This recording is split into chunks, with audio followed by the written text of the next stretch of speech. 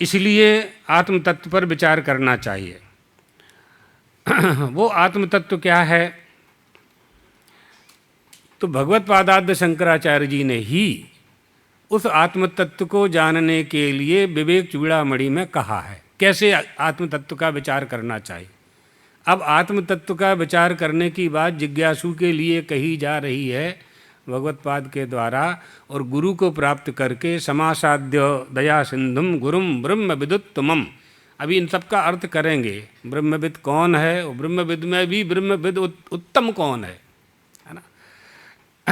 तो ग्रंथ के अनुसार चलते हैं, तो जैसी विवेचना इन्होंने की है ब्रह्मचारी जी ने, तो उसी के अनुसार चलते हैं तो ज़्यादा अच्छा है, नहीं दूसरा याद आता है फिर। हाँ, तो ग्रंथ का आश्रय लेना ठीक रहता है।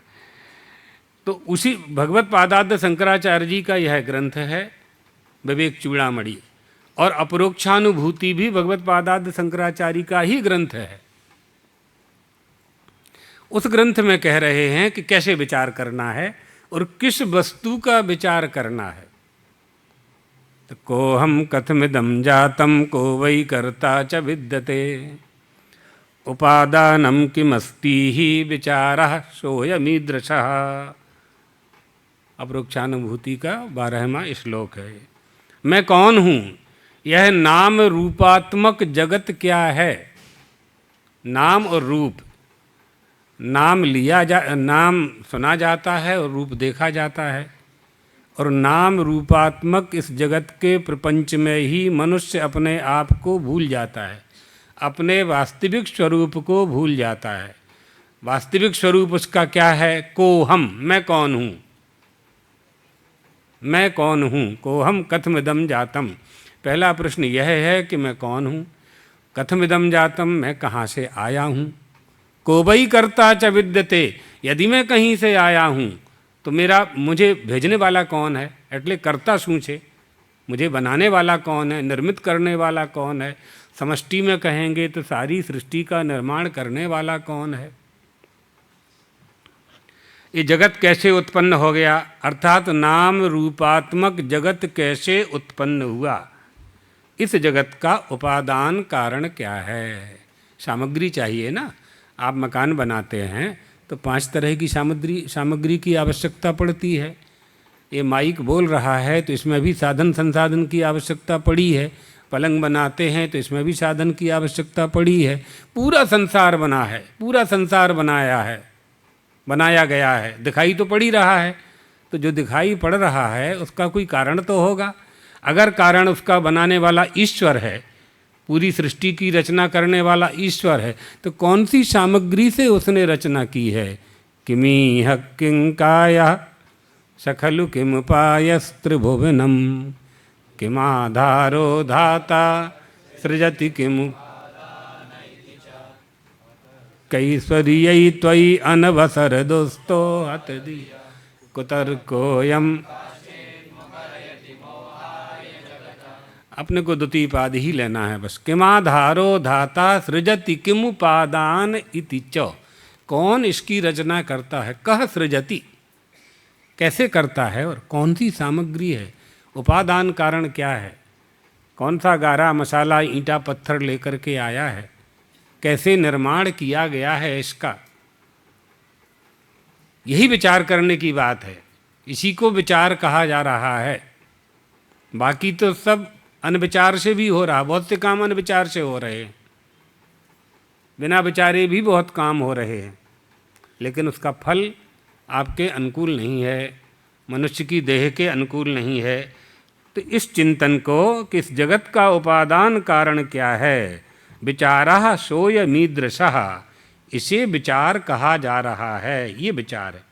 अतः जिज्ञासु को इन विषयों पर हमेशा चिंतन करते रहना चाहिए। दया सिंधु विशेषण दिया है गुरु का।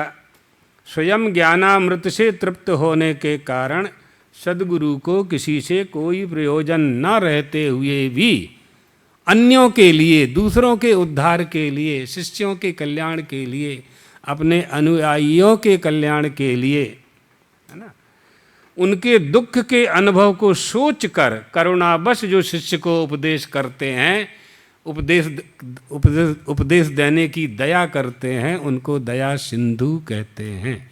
सिंधु माने सागर, सागर दया का सागर जिनके पास भरा हुआ है, दया का सागर जिनके पास भरा हुआ है, वो दया सिंधु गुरुम समासाद्य, उस गुरु के चरणों की शरण लेकर के निवेदन करे, जिज्ञासा करे।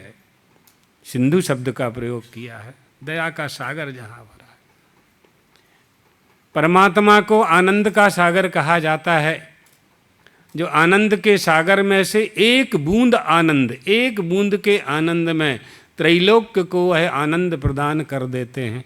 ये ईश्वर का लक्षण है, गुरु का भी वही लक्षण किया जा रहा है, ईश्वर के साथ ही गुरु का लक्षण किया जा रहा है।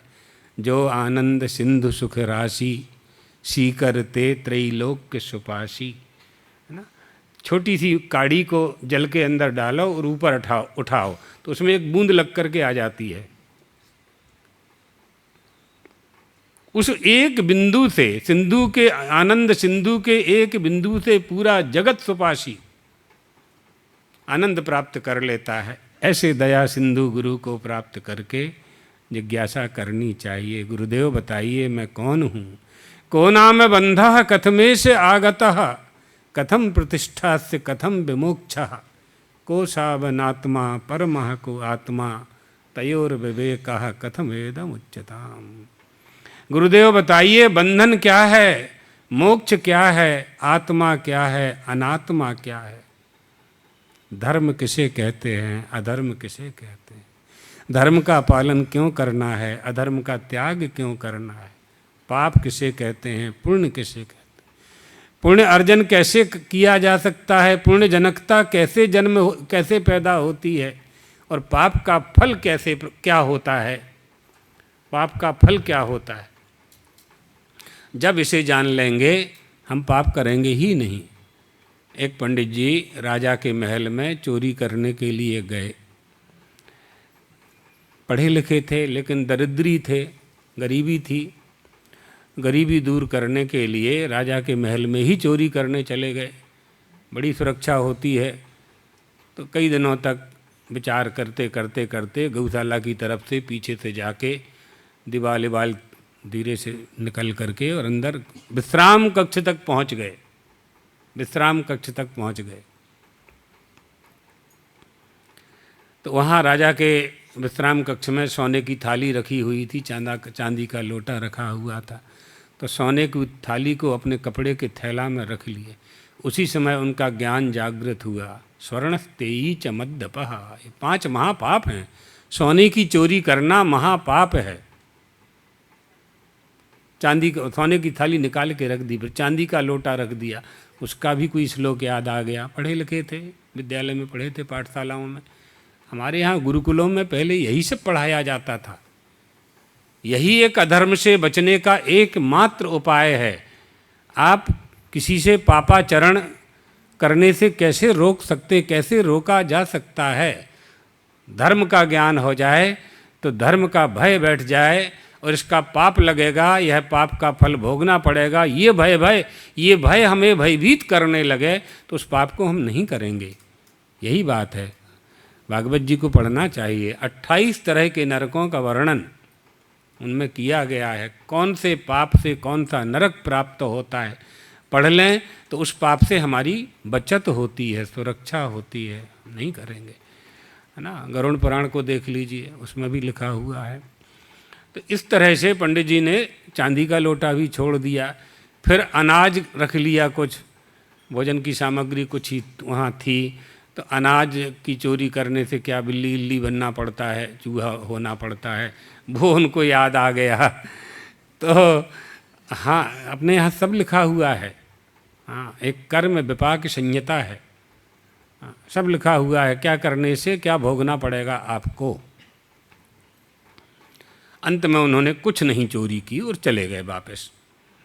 इसी कथा से मिली एक कथा और है, वो अभी नहीं। चेतो हरा युवतया, इसी में है शायद। हाँ, नहीं किंचित अस्ति, आँख बंद कर लो, कतहूँ मूंदहु न कतहूँ कछु नहीं। हाँ, तो कथा में कथा कई निकल जाएंगी। वो तो यहाँ से दृष्टि हटी और गुरुजी ने इतना भंडार भर दिया है यहाँ तो अच्छी बात है, उन्हीं की कृपा है, निकलता रहता है। तो लेकिन गौशाला से निकल रहा था तो गाय की याद आ गई पंडित जी को। तो सोचा कि थोड़ा सा भूसा तो ले लें। सो भूसा ले लिया। तो पंडित लोग गमछा डालते हैं ऊपर, तो गमछा में भूसा बांध लिया। अब भूसा ज़्यादा भर लिया और गमछा छोटा था, वो थोड़ा थोड़ा गिरते गया। सवेरे हल्ला हुआ कि राजमहल में चोरी हुई है। तो पुलिस वाले भूसा के सहारे पंडित जी के घर तक पहुंच गए। पेशी हो गई, राजा के सामने उपस्थित किया गया। क्षत्रिय राजा था, धर्मात्मा था। पंडित जी चोरी की है? पंडित जी ने कहा जी की है। क्या किया है? कि भूसा चोरी करने के लिए गए थे। बोले ना, गया तो था आपके महल में ही बड़ी चोरी करने के लिए, फिर क्यों नहीं की? तो फिर उन्होंने बताया कारण कि आपकी सोने थाली चांदी लोटा सब रखा था वहाँ। राजा ने मंत्री कोषाध्यक्ष को बुलाया। बोले इसके पूरे जीवन में जितना इसको चाहिए उतना उसको दे दिया जाए, कभी चोरी करने की एक बात सोचे भी ना। तो ये धर्मज्ञान कौन कराएगा? दया सिंधु, जो दया के सिंधु गुरुदेव हैं हमारे, वो उपदेश करते हैं, इसलिए उन्हें दया सिंधु कहा जाता है। समुद्र कहते हैं जल राशि के आधार को, उसी प्रकार से दया का जो आधार है उसे दया सिंधु कहा जाता है। अब यहाँ गुरु का भी वर्णन किया है। गुरु शब्द में गु वर्ण माया आदि गुणों का भाषक है, और रू शब्द माया से उत्पन्न भ्रांति को नाश करने वाला है, माने प्रकाश है, अंधकार और प्रकाश। प्रायः ये अर्थ सब लोग सुन चुके हैं। ब्रह्मविद उत्तमम, ये क्या है? ब्रह्मविद उत्तमम क्या है? गुरुम ब्रह्मविद उत्तमम समासाद्य दया सिंधुम। तो ब्रह्म को जानने वाले को ब्रह्मविद कहते हैं। जिसको ब्रह्म बोध हो जाता है, ये अभी सुना रहे थे ना निर्विकल्प जी महावाक्य, इन महावाक्यों का बोध हो जाने से तत्त्वमसि प्रज्ञानम ब्रह्म, अयमात्मा ब्रह्म और अहम ब्रह्मास्मि, यह जब बोध हो जाता है तो वह ब्रह्मविद हो जाता है, यानी ब्रह्म को जानने वाला हो जाता है। ब्रह्मविद प्रज्ञान एनेक क्षते शृणोतीदम जिघ्रति। अब अभी फिर वहाँ आगे चले जाएंगे, फिर पंचदशी में आ जाएंगे, है ना। तो अभी इतना ही समझें, ब्रह्म को जानने वाले को ब्रह्मविद कहा जाता है। ऐसे ब्रह्मज्ञानियों में जो उत्तम है वो ब्रह्मविद उत्तम है। हाँ, ब्रह्मविद उत्तम है, यानी भूतानां प्राणिनश्रेष्ठः प्राणिनां बुद्धिजीविनः बुद्धिमत्सु नरः श्रेष्ठः नरेषु ब्राह्मण स्मृतः ब्राह्मणेषु च विद्वांसो कृतबुद्धयः कृतबुद्धिच कर्तसु ब्रह्मवेदिनः। ब्रह्मविद, ब्रह्म को जानने वाला।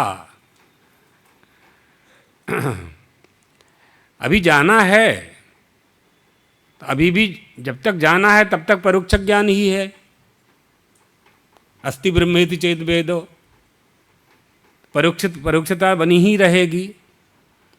अहम ब्रह्मास्मि, मैं ब्रह्म हूँ, यहाँ अहम ब्रह्मास्मि में भी जब तक अहम नहीं चला जाएगा तब तक वो है अहम ब्रह्मास्मि भी पूरा सिद्ध नहीं होगा। केवल ब्रह्मास्मि ही बचेगा, बस ब्रह्मास्मि, बस।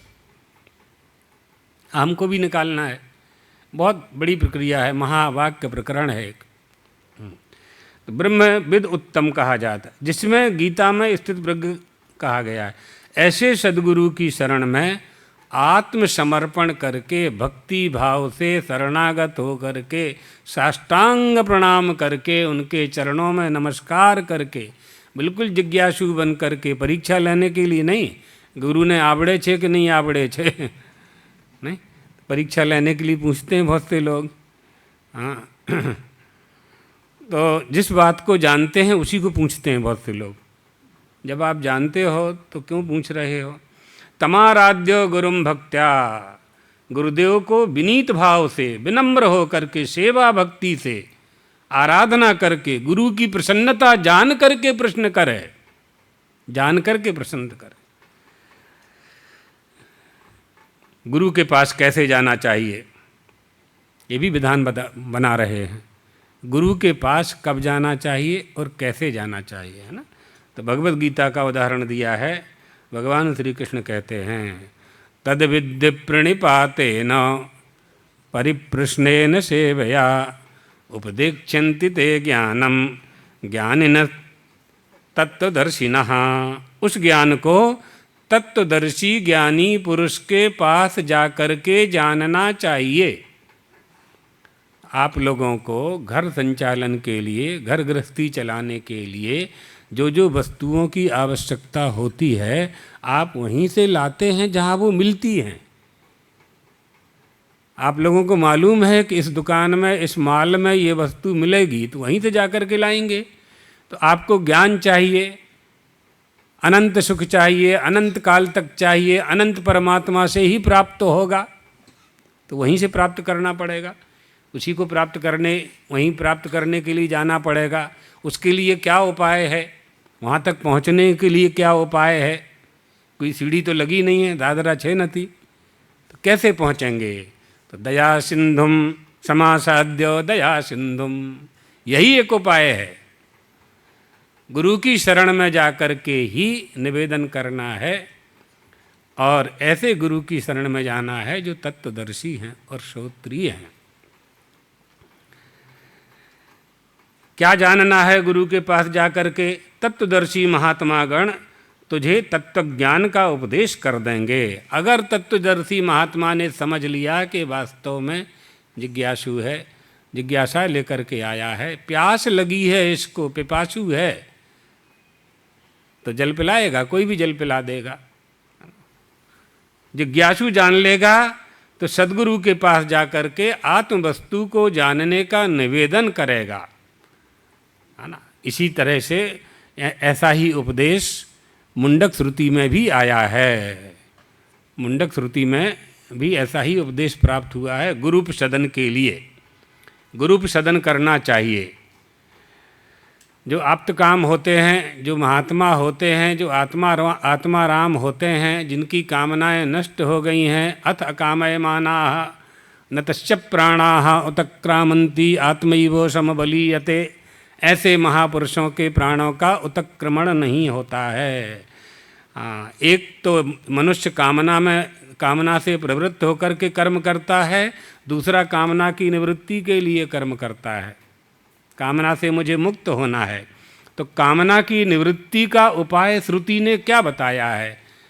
कामनाएं नष्ट होती नहीं हैं। गतागतम काम कामा लभन्ते, एक कामना पूरी होते ही दूसरी उपस्थित हो जाती है। पाना चाहते हैं, प्राप्त करना चाहते हैं, तो क्या उपाय है? तो सरल उपाय है, बता दिया, परमात्मा को प्राप्त करने की कामना बना लो। जब बड़ी कामना बन जाएगी तो छोटी इच्छाएं अपने आप खत्म हो जाएंगी। बहुत बड़ी वस्तु जब मिल जाती है, फिर छोटी वस्तुओं की कामना अपने आप नष्ट हो जाती है। जब परमात्मा की ही प्राप्ति हो जाएगी, परमेश्वर की प्राप्ति हो जाएगी, परमेश्वर का बोध हो जाएगा, परमेश्वर को ही हम जान लेंगे, तो परमेश्वर तो षडेश्वरीय संपन्न है, तो छोटी मोटी वस्तुएं फिर कहाँ जा कर के हम मांगेंगे? संसारियों से फिर कोई याचना हम नहीं करेंगे, कोई याचना नहीं होगी, कोई इच्छा भी नहीं होगी। परमात्मा को प्राप्त करने की कामना कैसे तीव्र हो? एकला माटे गुरुप सदन है, इसलिए गुरु सदन है, इसलिए गुरु की शरण में जाना चाहिए। इस कामना को तीव्र करने के लिए गुरु की शरण में जाना चाहिए। परीक्षलो कान कर्मचितान ब्राह्मणो निर्वेद मायान नास्ति कृतः कृतेन तद विज्ञानार्थम सह गुरुमेवाभिगच्छेत् समित्पाणिः श्रोत्रियं ब्रह्मनिष्ठम। श्रोत्रिय ब्रह्मनिष्ठ गुरु की शरण में जाना चाहिए। क्यों जाना चाहिए? क्योंकि लोकालोक की परीक्षा मैंने कर ली। कर्म चित्त, कर्म से जो प्राप्त होने वाला है उसका परिणाम, उसका फल मैं जानता हूँ कि वो नष्ट होने वाला है, मैं जानता हूँ। सिद्धांत है अकृत मोक्षः कृतेन कर्मणा न संभवति, यज्जन्यम तन्नश्यम इत्यादि से यह सिद्ध है कि जो पैदा होगा वो नष्ट होगा, जिसे प्राप्त करेंगे वो नष्ट होगा, जिसका उत्पादन करेंगे वो भी नष्ट होगा। उत्पाद्य आप विकारी संस्कारी जितने भी ये हैं सब नष्ट होने वाले हैं। जहाँ जहाँ से जो जो प्राप्त करेंगे वो भी नहीं रहेगा। जिस वस्तु को प्राप्त किया है वो वस्तु भी नहीं रहेगी, और जिसने प्राप्त किया है वो भी नहीं रहेगा, दोनों नहीं रहेंगे। प्रमाण दादाजी के पिताजी नहीं है ना आज, और थे क्या प्रमाण? हम हैं, इस प्रमाण है। दादाजी के पिताजी थे, उससे दादाजी हुए, दादाजी से हमारे पिताजी हुए, पिताजी से हम हुए, ये प्रमाण है। और आज नहीं है तो हो गया ना, हो गया ना। कोरोना में देखा ना आप लोगों ने, वहाँ तो उम्र का कोई तगाजा ही नहीं था, प्रत्येक उम्र वाले चले जा रहे थे ऊपर। तो ये कोई नियम नहीं है कि हम 80, 90, 100 साल में ही हमारी मृत्यु होगी। इसलिए फिर यहीं आ जाएं ग्रंथ में। साध्य साधन रूप संपूर्ण संसार से विरक्त पुरुष का ही पराविद्या में अधिकार है। भगवत पादाद्य शंकर मुंडक श्रुति में अपना भाष्य करते हुए कह रहे हैं, अस्मात् साध्य साधन रूपात् संसारात् सर्वस्मात् विरक्तश्च विद्यायाम अधिकार प्रदर्शनार्थमिदमुच्यते। साध्य साधन रूप संपूर्ण संसार से विरक्त पुरुष का ही पराविद्या में अधिकार है। परीक्ष लोकान, मैंने लोकालोक की परीक्षा कर ली। तो गुरु बोले बेटा सारे लोगों की परीक्षा कर ली तुमने, ऐसा कैसे हो सकता है? ये तो संसार बहुत बड़ा है, जगत बहुत बड़ा है, विश्व बहुत बड़ा है, तुमने सबकी परीक्षा कैसे कर ली? तो वो कहता है कि गुरुदेव जो वेदों के विषय हैं, यत एतद ऋग्वेदादि अपर विद्या विषयम स्वाभाविकम अज्ञानम, स्वाभाविकम अविद्या काम्य कर्म दोषवंतमेव पुरुषम प्रतिविहितत्वात् अनुष्ठान कार्यभूताश्च।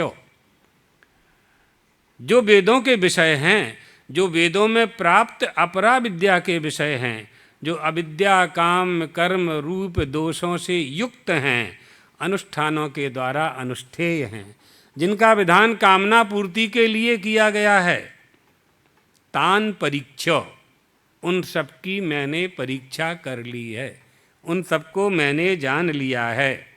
यत एतद ऋग्वेदादि, अर्थात साध्य साधन से जो प्राप्त होगा वो परिणामी होगा और नष्ट होगा, यह मैं जान गया हूँ। क्या प्रमाण? जैसे दूध से दही, दही से घी, दही से मक्खन, मक्खन से घी, घी से पुड़ी, सब नष्ट ही होने वाले हैं ना। क्रम से विचार करते जाओ तो सब नष्ट होने वाले हैं ये। इसलिए ये सिद्धांत है कि यज्जन्यम तन्नश्यम, परंतु जो स्वाभाविक आत्मा है, जो स्वाभाविक आत्मा है उसका कभी नाश नहीं होता। कैसे? जैसे मधु, मद, गुजराती में मद कहवाए छे ना, हाँ, मद हमेशा एक सा ही रहता है, उसमें कभी कोई परिवर्तन उसके स्वाद में नहीं होता है। इसलिए शिष्य कह रहा है कि मैंने साध्य साधन, अयम लोकः साध्य साधन लक्षणात्, संसार में हम किसी को जानेंगे तो उसका साथ करेंगे, जब हम उसका साथ करेंगे तो दुख ही मिलेगा। संग दोस्त तो आने ही वाला है। नाली के पास आप खड़े होंगे तो नाली से तो दुर्गंध ही आएगी ना। तो संसार में रहेंगे तो संसारियों का प्रपंच तो आप में आने ही वाला है। नाली के पास आप खड़े हो जाइए तो आपका शरीर, आपके शरीर में लगी हुई आपकी नासिका, नाक ये बताएगी कि यहाँ दुर्गंध है, लेकिन वो नाक दुर्गंध को हटा नहीं सकती। घ्राण इंद्रिय में दुर्गंध को हटाने की क्षमता नहीं है। तो क्या होगा फिर? नासिका मन से कहेगी कि यहाँ दुर्गंध आ रही है। इंद्रियों का संचालक तो मन है ना। मन पैरों से कहेंगे, नाक को दुर्गंध आ रही, हटो यहाँ से। पैर भी दुर्गंध नहीं हटा सकते, लेकिन जिसके देह में नाक लगी है और उसमें पैर लगे हैं, तो वो पैर उसको ढो करके 500 मीटर दूर खड़ा कर देंगे। तात्पर्य क्या है यहाँ कि हमारी जो इंद्रियां हैं ये खंड खंड का ही ज्ञान कराती हैं। अखंड बोध प्राप्त किए बिना सुख और शांति आनंद की प्राप्ति नहीं हो सकती। प्रत्येक इंद्री अपने अपने विषय का ही बोध कराएगी, अखंड बोध नहीं करा सकती। अखंड बोध के लिए तो गुरु के चरणों की शरण में ही जाना पड़ेगा। वही उपाय बताएंगे, वही उपाय बताएं। उसी उपाय को जानने के लिए शिष्य गया हुआ है और कह रहा है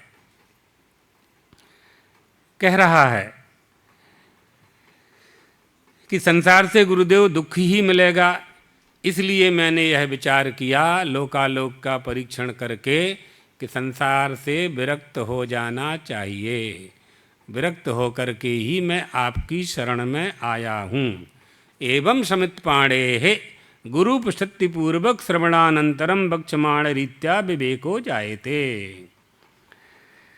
दो तरह की विद्या है ना, एक परा और एक अपरा। परा ब्रह्म विद्या है और अपरा इष्टापूर्त दत्त कर्म इत्यादि वाली विद्या है। सर्वतः जान लिया, सर्वस्मात्। शिष्य ने कहा मैंने सब कुछ जान लिया है। तो गुरुजी ने कहा कि कीदृशान सर्वस्मात्। तो शिष्य ने कहा मैंने एक गाय को जान लिया तो समस्त गोत्र का ज्ञान मुझे हो गया। इसी प्रकार एक व्यक्ति के दुख को जान लिया तो सारा संसार दुखी है, यह मैं जान गया और मैंने ये अनुभव कर लिया।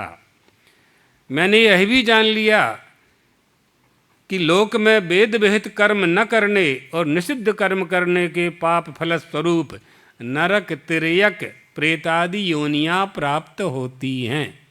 यह भी मैं जान गया हूँ। ये जान करके ही आपके पास आया हूँ। लोका ये दक्षिणोत्तर मार्ग लक्षणा फलभूता एच विहिता करण प्रतिषेधादिक्रम दोष साध्या नरक तिर्यक प्रेत लक्षणा एतान परीक्ष प्रत्यक्ष अनुमान आगमैः सर्वतो याथात्मेन अवधार्य। अच्छी तरह से जान करके आत्म तत्व को जानना चाहिए। मैं यह समझ गया हूँ। क्या कहना चाह रहा है? इन सभी की परीक्षा मैंने कर ली है। मुमुक्षु को इन सबको छोड़ करके, लोकालोक को छोड़ करके, प्रत्यक्षादि प्रमाणों को भी छोड़ करके, जाति आदि से भी ब्रह्म जिज्ञासु को विरक्त हो करके, अनुष्ठानों के फल की कामना छोड़ करके, क्योंकि अनुष्ठानों के फल या तो दक्षिण मार्ग से ले जाएंगे या उत्तर मार्ग से ले जाएंगे। देवयान, धूमयान, उत्तरायण, दक्षिणायन, इन्हीं मार्गों से हमारी गति होगी। फिर पंचाग्नि विद्या का आश्रय लेकर के हम स्वर्ग आदि की प्राप्ति करेंगे। फिर तद्दतेह कर्मचितो, फिर वापस आएंगे। कब तक वहाँ रहेंगे? कब तक वहाँ रहेंगे? जब तक हमारे किए हुए अनुष्ठानों का फल हमारे पास होगा। आप विदेश जाएंगे तो विदेश में कब तक रहेंगे? जब तक आपके पास धन है। होटल में कब तक ठहरेंगे आप? धर्मशाला में कब तक ठहरेंगे? जब तक आपके पास धन है। उसके बाद तो निकाल देगा, बाहर कर देगा। 3 दिन का पैसा जमा किया था, क्या बोलते हैं, चेक आउट वगैरह। हाँ, चेक आउट ना। जाइए, आपका पैसा पूरा हो गया। 3 दिन के 3,000 हो गए। 1,000 का कमरा था। तो अब यहाँ तो बड़े बड़े महंगे मिलते हैं अहमदाबाद में। तो दाखला आप पूछूं तो जाइए, आपका समय पूरा हो। इसी तरह से अनुष्ठानों के फलस्वरूप जो स्वर्ग आदि की प्राप्ति होगी, लोकालोक की प्राप्ति होगी, तो पुण्य के फल का क्षय होने पर पुनः वापस आना पड़ेगा। और स्वर्ग का फल भोगने की आदत बन जाती है तो वापस आता नहीं है। सो देवता धक्का देते हैं, बेटा गिरो नीचे। वो कहता है नहीं जी, पतः गिरो नीचे। नहीं गिरता। इंद्र के पास देवता जाके कहते हैं, वो तो नहीं गिरता, नहीं जा रहा है। धक्का मारो, तो धक्का लगाते हैं, उसका अपमान होता है। अपमान होने से वो देह गल जाता है, सूक्ष्म शरीर था ना, देह गल करके जल बन जाता है। वही जल की बूंद अंतरिक्ष में पड़ती है, अंतरिक्ष से पर्जन्य में, पर्जन्य से भूमि में, भूमि से अन्न में, अन्न से पेट में, पेट से रस रक्त मांस मज्जा आदि में पड़ती है, और उसी से आपके घर में बालक बालिका का जन्म होता है। ये पंचाग्नि विद्या छांदोग्य उपनिषद का 5वां 6वां अध्याय। तो देवयान और धूमयान अतः सर्वतः जान करके मैंने सब जान लिया। क्या जान लिया? मैंने जान लिया कि संसार अनविचार से रमणीय है। अविचारित रमणीयम, हाँ, अनविचार रमणीय सदा, संसार भयंकर भारी, सुख संतोष दया कृपा से सुखकारी उपकारी। अनविचार से रमणीय है, विचार करने से ये जगत प्रेम करने के योग्य नहीं है। आप किससे प्रेम करते हो? हाँ, फिर यहीं ठीक है अभी। हाँ, तो बीजांकुरवत, हाँ, मैंने क्या जान लिया और जान लिया, अभी ऐसा नहीं है, अभी पूरा नहीं हुआ। ये तो बहुत संक्षेप में बता रहे हैं हम। मुंडक श्रुति में तो भाष्यकार ने बहुत विवेचन किया है, बहुत सुंदर। लोकान संसार गतिभूतान अव्यक्तादि स्थावरान व्याकृत व्याकृत लक्षणान बीजांकुरवत इतरोत्पत्ति निमित्तान अनेकानर्थ सत सहस्त्र संकुलान कदली गर्भ बद अशारान माया मरीच उदक गंधर्व नगराकार स्वप्न जल बुध बुध फैन समान प्रतिक्षण प्रदंसान पृष्ठता कृत्वा। गुरुदेव, मैं समझ रहा हूँ कि संसार अव्यक्त से लेकर स्थावर पर्यंत जितने भी लोक हैं, व्याकृत अव्याकृत जितने भी लोक हैं, ये सभी बीज अंकुर के जैसे एक दूसरे की उत्पत्ति के कारण हैं। कल आप सुना रहे थे ना परीक्षित मोक्ष में, बीजांकुरवत।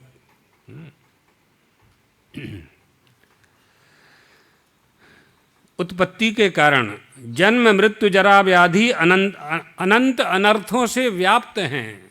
जन्म मृत्यु जरा व्याधि दुख दोषानुदर्शनम। क्या करें? जन्म दुख जरा व्याधि से कैसे मुक्त हों? जन्म मृत्यु जरा तप्तो जन विश्रांति दायनी। जगदम्बा की आराधना करो, भगवती राजराजेश्वरी त्रिपुर सुंदरी की आराधना करो।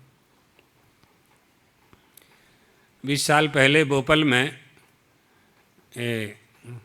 पराग भाई भट्ट, राकेश भट्ट के घर गुरुजी की पधरावणी हुई थी, तो वहाँ गुरुजी ने यही प्रवचन दिया था, हमको अभी तक याद है। जन्म मृत्यु जरा तप्तो जन विश्रांति दायनी।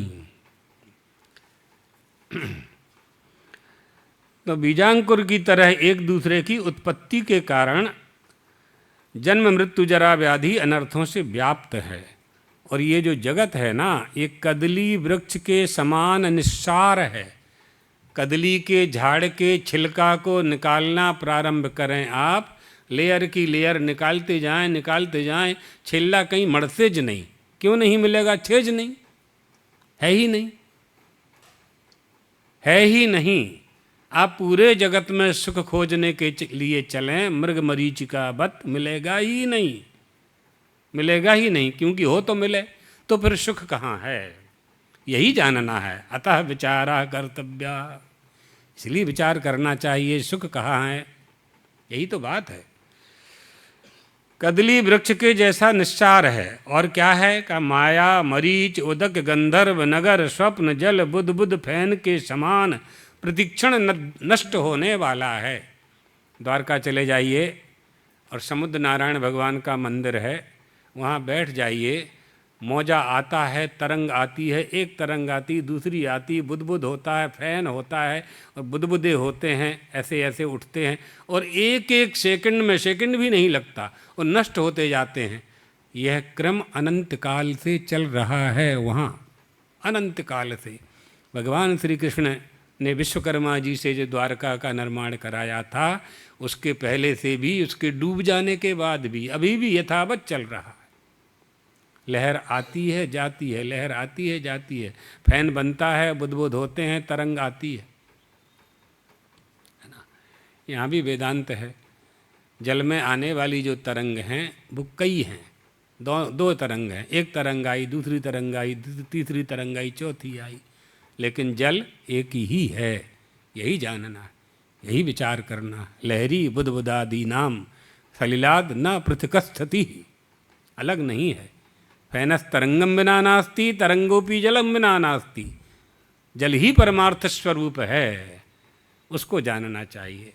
वो परम तत्व ही परमार्थ स्वरूप है। उसी को समझने के लिए यह शिष्य अपने गुरु के पास गया है। कह रहा है, गुरुदेव मैंने जान लिया है कि कर्म से क्या लेना देना। कर्म का फल होगा, मुझे आना ही पड़ेगा भोगने के लिए। मुझे तो मुक्त होना है, मुझे मुक्त होना है। ऐसा समझ करके, संसार से उपरत हो करके मैं आपकी शरण में आया हूँ। भाष्यकार कहते हैं कि ऐसे जिज्ञासु ब्राह्मण को, साधक को कल्याण स्वरूप नित्य पद को विशेष रूप से जानने के लिए साधन चतुष्टय संपन्न ब्रह्मवित् श्रोत्रिय ब्रह्मनिष्ठ गुरु की शरण में जाना चाहिए। कैसे गुरु की शरण में जाना चाहिए, इसको और स्पष्ट करते हैं। शास्त्रज्ञोपि स्वातंत्रेण ब्रह्मज्ञानान्वेषणं मा कुर्यात् इति एतद् गुरुम एव अवधारण फलम।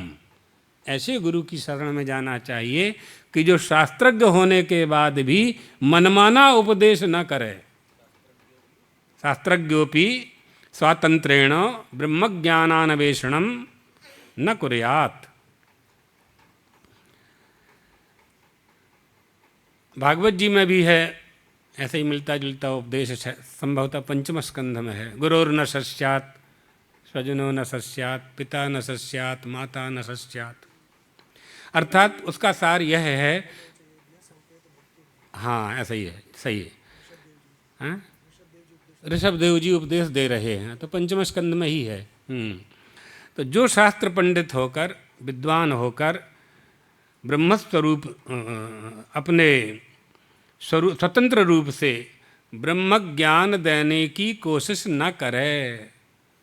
शास्त्र तो पढ़ा है, उपासना भी की है, लेकिन मनमाना उपदेश न करे।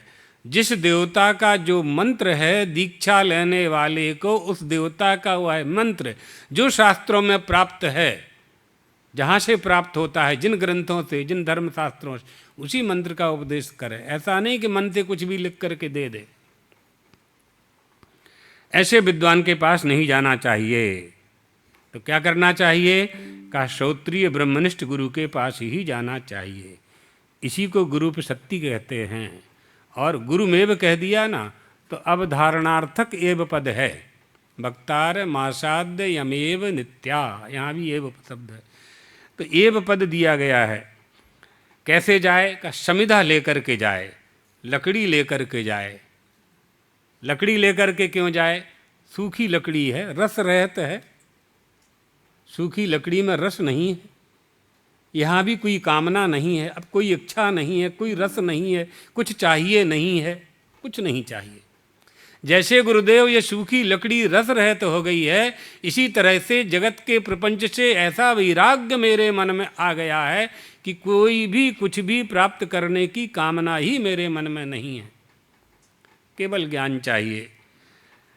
मैं रस रहित हो गया हूँ। अब सूखी लकड़ी में क्या होता है? जल्दी अग्नि प्रज्वलित होती है यज्ञशाला में। मैं भी रस रहित हो गया हूँ। शुष्क काष्ठ का भार लेकर के मैं आ गया हूँ, अर्थात मैं शुष्क काष्ठवत नीरस हो चुका हूँ। अब यहाँ कुछ नहीं है, बिल्कुल खाली है, बिल्कुल खाली है। जब बिल्कुल खाली होगा तभी ना कुछ भरोगे। 5 लीटर की बाल्टी में 5 लीटर दूध भरा हुआ है, तो उसमें एक बूंद भी अंदर नहीं जाएगा। फिर जाएगा तो नीचे गिरेगा। तो अब जगह, स्थान तो खाली होना चाहिए ना। काम क्रोध लोभ मोह मद मत्सर दुनिया का प्रपंच यहाँ भरा हुआ है। उस प्रपंच में यदि ज्ञान आप भरेंगे तो कहाँ से ज्ञान स्वीकारी होगा? हृदयंगम होगा ही नहीं। इसलिए बिल्कुल नीरस हो गया हूँ। न 6 रस हैं, न 9 रस हैं, न 4 रस हैं। कुछ भी नहीं है। शुष्क काष्ठ का भार लेकर के नीरस होकर के आया हूँ। संसार का रसपान करता रहा, रस मिला नहीं। क्यों नहीं मिला? रस था ही नहीं, तो नहीं मिला। अब आपके पास आया हूँ, ऐसा रस पिला दीजिए जिसका पान करने के बाद और किसी रस को प्राप्त करने की इच्छा ही मेरे मन में ना हो। समित पाणी ही समित भार गृहीत हस्ता, हाथ में समिधा का भार लेकर के जाए। संसार का भार उतार दिया, सारा भार उतार दिया। बड़ा मुश्किल होता है, बहुत मुश्किल होता है। एक बूढ़ी माँ थी, बूढ़ी माँ गरीब थी, तो जंगल से लकड़ी लेकर के आती थी, गट्ठा बनाती थी, माथे पर लकड़ी का गट्ठा रखती थी और लकड़ी को बाज़ार में बेच करके आटा चोखा खरीद करके फिर घर में जा कर के भोजन बनाती थी, रोटी बनाती, खा लेती थी। रोज़ का यही काम था। बहुत गरीब थी, वृद्धा भी हो गई थी, 80-90 साल की थी, कमर झुक गई थी, लेकिन कोई उपाय नहीं था, कोई उसका था नहीं, तो लकड़ी बेच करके ही उदर पोषण किया करती थी। एक दिन लकड़ी ज़्यादा मिल गई तो ज़्यादा बांध लिया कि कल ना आना पड़े।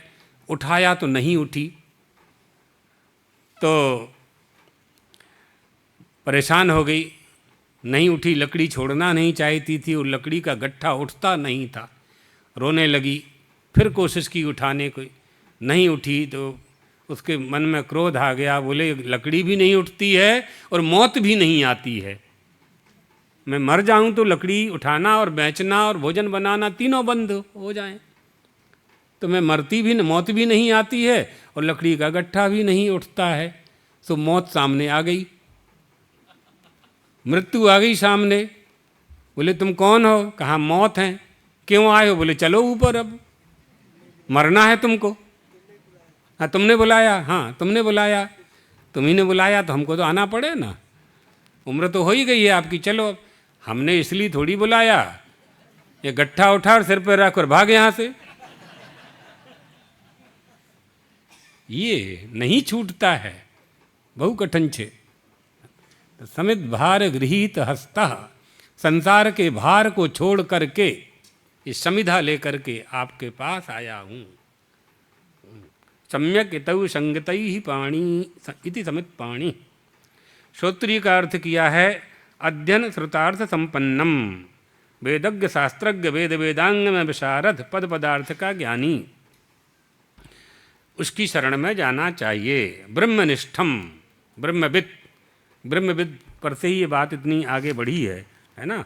ब्रह्मविद, ब्रह्मविद उत्तमम, उत्तम ब्रह्मविद। तो ब्रह्मनिष्ठ कौन है, ब्रह्मविद कौन है? हित्वा सर्वाणि कर्माणि केवलद्वये ब्रह्मणि निष्ठा यस्य योऽयं ब्रह्मनिष्ठा जपनिष्ठा तपनिष्ठावत्। ब्रह्म में है जैसी निष्ठा, ब्रह्म में है निष्ठा जिसकी, वो ब्रह्मनिष्ठ। ऐसे ब्रह्मनिष्ठ की शरण में जावे, तब जाकर के ब्रह्म ज्ञान प्राप्त होता है, महावाक्य का उपदेश प्राप्त होता है। महावाक्य का उपदेश प्राप्त होने से वृत्ति ब्रह्माकाराकारित बनती है। ब्रह्माकाराकारित वृत्ति से अधिरूढ़ चैतन्य में अज्ञान का नाश हो जाया करता है। यही एकमात्र मनुष्य के ज्ञान प्राप्ति का उपाय है कि सद्गुरु की शरण में जाए।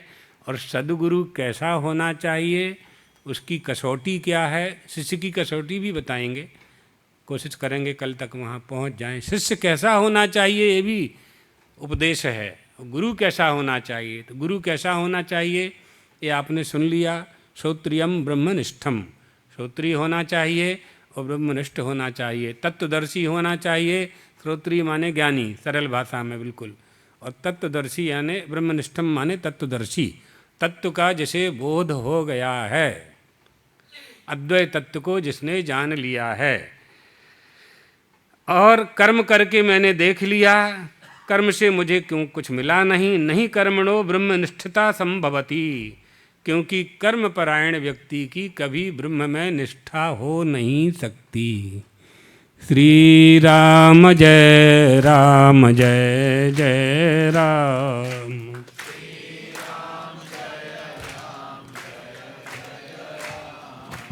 श्री राम जय जय राम। श्री राम जय जय राम। प्यारे जरा तो मन में विचारो, प्यारे जरा तो मन में विचारो, क्या साथ लाए क्या ले चलोगे, क्या साथ लाए क्या ले चलोगे। जाता सदा साथ यही पुकारो, जाता सदा साथ यही पुकारो। गोविंद दामोदर माधवेति, गोविंद दामोदर माधवेति, गोविंद दामोदर माधवेति। गोविंद दामोदर माधवेति। हे कृष्ण हे माधव हे सखेति, हे कृष्ण हे माधव हे सखेति। श्री कृष्ण गोविंद हरे मुरारे, श्री कृष्ण गोविंद हरे मुरारी। हे नाथ नारायण वासुदेव, हे नाथ नारायण वासुदेव। द्वारकाधीश भगवान की जय हो, आनंद कंद भगवान रामचंद्र की जय हो। पीठद्वयाधीश्वर जगद्गुरु शंकराचार्य सद्गुरुदेव भगवान की जय हो। हर हर महादेव। साक्षात શંકરનો અંશ